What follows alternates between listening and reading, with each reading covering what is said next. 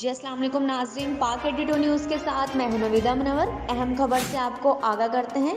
Shekau پورہ تھانہ پی division کے کرائم فائٹر SHO اور رائے عبدالحمید نے گجرانوالہ روڈ پر ناکہ کے دوران تبدیلی جماعت میں فیس ماسک تقسیم کیے اور احتیاطی تدابیر بتائے پر عمل کرنے کا حکم دیا تاکہ کرونا وائرس سے بچا جا سکے۔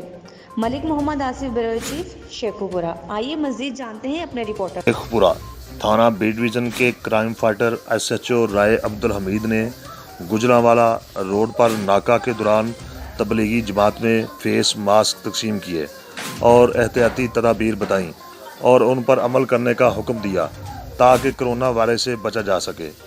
بیورو چیف ملک محمد آصف، شیخو پورہ۔